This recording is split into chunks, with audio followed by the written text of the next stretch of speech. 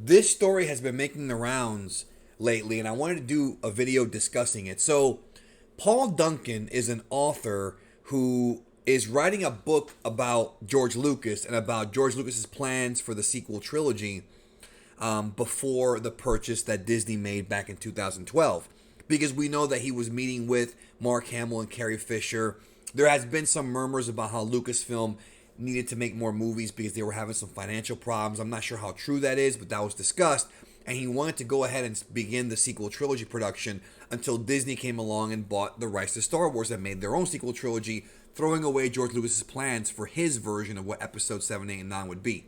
But now we're starting to get more reveals about what his plans could have been for episodes 7, 8, and 9. And of course, if in an alternate universe George Lucas did write his own trilogy, his own sequel trilogy, it would probably end up changing concepts numerous times. Now, I'm going to go into some of this stuff here in a moment, but I wanted to discuss some things that George Lucas already said in the past. Now, if you studied the history of George Lucas, he's talked about episode 7, 8, and 9 going all the way back to the 70s and 80s. And he's talked about how, originally the Emperor wasn't even going to get revealed until the sequel trilogy. Well, if you want to call it that. Way back, that was the plan. And Luke's sister was not originally Leia. It was another character that would be introduced in episode 9, if I remember correctly. Or maybe it was episode 6. I don't really remember. But I know that he's talked about it. But then after Jedi ended, Return of the Jedi back in 83, he just took a break from everything. They came back with the prequels, and that was it. But in 2012, he started to dance around some ideas. Now, one of the ideas he had that he's talked about publicly is that he wanted to make it about the grandkids. So the idea of the story being about Kylo Ren, even though he wouldn't have been called Kylo Ren, it would have been the son of Han Solo, Princess Leia, and maybe even the children of Skywalker, of Luke Skywalker. He wanted to keep that in there because he said it publicly in interviews. It's going to be about the grandkids. Now, would it have turned out to be the same as what J.J. Abrams and Rian Johnson and they made? Probably not. It wouldn't have been the same. But it would have still been about the grandkids and the next generation. But he also said in a different, I forgot if it's a book excerpt, I don't remember that, his plan for the sequel trilogy was to focus on the deeper aspects of the Force, namely the wills. And there's talk about like he wanted to go into a microscopic world, the microscopic world of the Force, sort of like what they did with Ant-Man, and kind of explore that side of Star Wars, which a lot of folks thought was a bad idea. I've seen and I've talked to some people who have said that that's kind of a dumb idea, like, who cares about that stuff. But I think that in execution, it could have ended up being a fun story if done right. I think most people just wanted to see the adventures of Han, Luke, and Leia. I think one of the biggest complaints of the sequel trilogy that Disney made was the de-emphasizing and in some cases embarrassing portrayal of Han, Luke, and Leia. Because I think most of us growing up with the original trilogy, we wanted more of that and have them be integrated with the children, of course. But Lucas had some wild ideas here that we're finding out from Paul Duncan. This is legitimate information, by the way. Obviously, it's not all out yet because I have not read the book myself. But when it gets done, it'll be interesting to look at the book and see what Lucas had planned had Disney not thrown away his scripts. So let me show y'all here. So Paul Duncan says George Lucas's plan for the sequel trilogy included Darth Maul and Darth Talon as the villains, with Talon being Darth Maul's apprentice.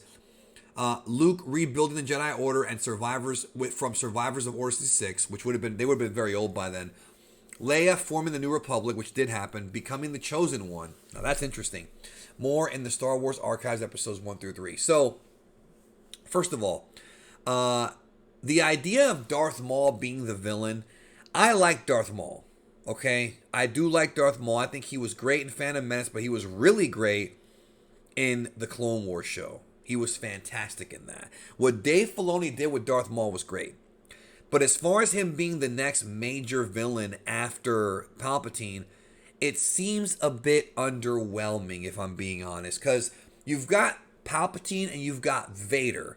These iconic villains. I mean, literally, Darth Vader is maybe the most iconic fantasy cinematic villain in history, right? I can't think of any who are anywhere close to Vader. And it's hard to top him. And obviously Kylo Ren was, kind of supposed to be like a Vader fanboy. That's what J.J. Abrams said, and it worked.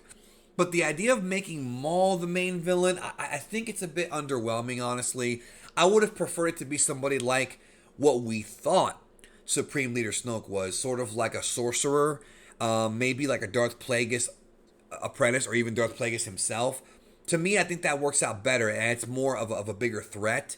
Darth Maul just got chewed up in episode 1, and based on basic power scaling in Star Wars, any of the episode 3 Jedi, like Mace Windu, Obi-Wan, Yoda, would have chewed through Darth Maul with ease during that time period, and Luke Skywalker certainly would have as well. So they would have had to have figured out a way to give Darth Maul a significant power boost. Now, Darth Talon being his student, she's supposed to be a female, so that's interesting. Now, somebody asked, were these the same outlines that he said sold to Disney, or they're different outlines? He says, those were some of these ideas when prepping the films in 2012, before he sold to Disney, as related to me by George in an interview last year. So there's probably a lot more here, and I can't wait to dive into this and really talk about it with you guys. Did he ever say how exactly Leia would been the chosen one? I trust George Lucas, but this one I did not see coming. Yes or no will be enough for an answer. I plan on buying the book either way. He says, at the end of a war, everything is broken and society needs to be put together and healed so it can work again. The chosen one is the person who brings balance by achieving this. So that is an interesting sort of perspective that I'm not sure I'm a big fan of, because the chosen one was supposed to be the one to bring balance to the Force by what Obi-Wan thought was destroying the Sith. And of course, we saw Anakin Skywalker do that in Return of the Jedi. Leia coming in and just kind of rebuilding the New Republic and doing it with politics, basically. Yeah, that makes her a very important character. Yeah, that's kind of a cool thing. But at the same time, does that make her the chosen one? Like the one the prophecy spoke of? Was the idea to kind of retcon things to where, there would be multiple chosen ones? Or was the idea that the Jedi had misread the prophecy and that Anakin Skywalker's offspring, not Luke Skywalker, but in fact Leia, would have been the chosen one? Was Lucas planning on making her the hero? We've heard that originally, before Princess Leia, before Carrie Fisher died, that episode 9 of the Disney trilogy was supposed to be heavily focused on Leia. I don't know if she would have actually fought or anything like that, but it was supposed to be focused on her. And if you read Colin Trevorrow's script, she does do a lot in that version in Duel of the Fates, but still, it's not really focused on her. It's still mostly about Rey. So I do wonder, of course, Carrie Fisher passing away, if that happens in this alternate universe where Disney never bought Star Wars, it would have definitely ruined that completely.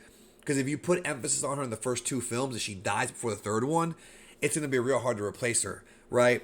But I'm very interested in seeing what else he came up with. And I want to know what Darth Maul and Darth Talon, how they would tie into,